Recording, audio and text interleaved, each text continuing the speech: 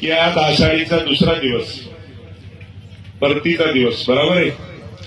आणि मला वाटते की आज या ठिकाणी आपण सगळेजण, काल सगळ्या जणांनी एकादशी धरले असतील ना.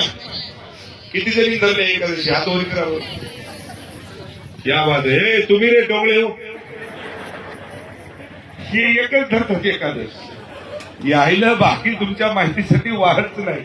हे घरची बायको माय बाप मध्ये बापू धरे एखादस धरणं लागते रेंद्रला तो हे धरतात. नाही हे येरी तुम्हाला सांगतो, तुमच्यामुळे यायला देव दिसलाय, नाही तर यायला देवही माहित नाही जाणार देवा. म्हणून या ठिकाणी आज आपल्याला या ठिकाणी एकादश सोडायची म्हणजे तुमच्या गावात काहीतरी पुण्य केलं असेल संतोषराव, की आजचा दिवस बाळूमामाचा आपल्या गावामध्ये भेटला. सगळ्या माझ्या माता बहिणी, लाडक्या बहिणीला, वडीलधारी मंडळीला मला एवढंच सांगायचं की बाळूमामाचं वैशिष्ट्य जर सांगितलं तर तुम्हाला सांगतो, बाळूमामा काय माणूस होता का? बाळूमामा म्हणजे एक देव.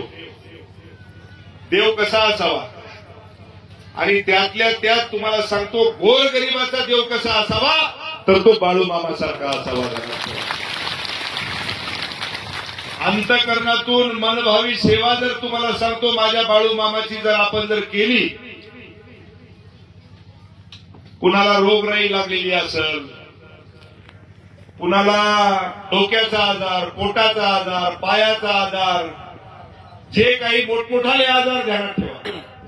अंगावरती खाज असेल, ते इसमगोल, अंजूद, गजकरण, अशा मोठमोठाल्या बिमाऱ्या असतील, पण जर माझ्या बाळूमामाच्या इमानीद्वारे तुम्हाला सांगतो, ज्या माझ्या बाळूमामाच्या मेंढ्या आणि त्या ठिकाणी ज्या कळपामध्ये तुम्हाला सांगतो, जर एखादा रोगराईचा माणूस जर त्या ठिकाणी 8 दिवस त्या कळपामध्ये जर त्या कोठ्यामध्ये जर एखादा राहिला,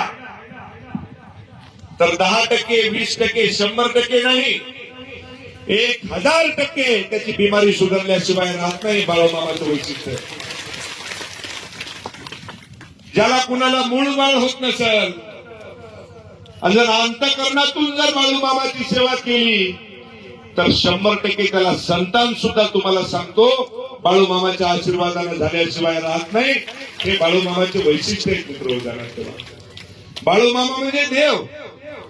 बाळूमामा, बाळूमामा, बाळूमामा, बाळूमामा म्हणजे एक देव आहे, ध्यानात ठेवा.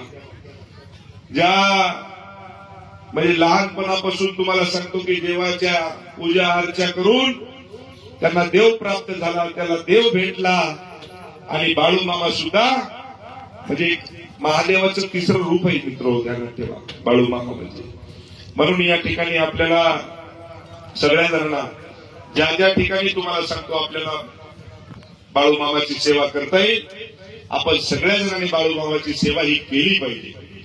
या ठिकाणी आता जर आपण जर बघितलं तर तुम्हाला सांगतो आमच्या लाडक्या बहिणीची, माता बहिणीची संख्या जास्त आहे आणि आमच्यासारखी माय पहा नाही किती कमी, फुटूक फुटूक बसली पिढी, बरोबर आहे.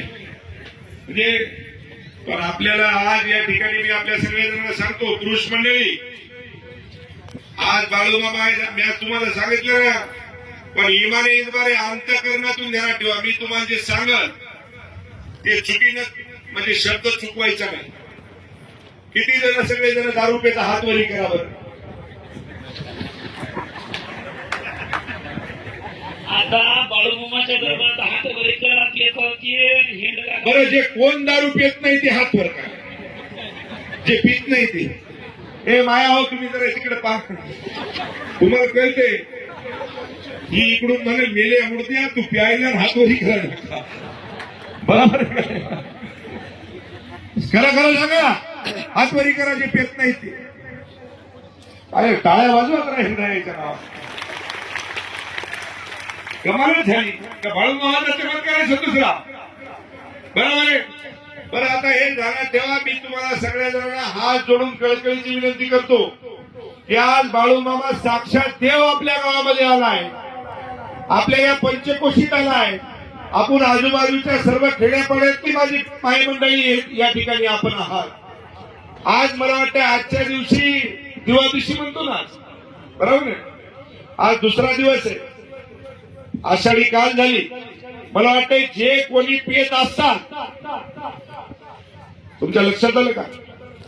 जे कोणी दारू पित असाल, तंबाखू खात असाल, पुड्या पित असाल, पिढ्या पित असाल, सिगारेट पित असाल, त्यानं तुम्हाला सांगतो बाळूमामाच्या नावानं हात वरी करा आणि आजपासून साकडं घाला बाळूमामाच्या समोर. संकल्प सोडा की दादा आजपासून आम्ही इमाने बाळूमामाच्या साक्षीनं बाळूमामाची शपथ घेऊन सांगतो की आम्ही दारूपासून दूर झाल्याशिवाय राहणार नाही.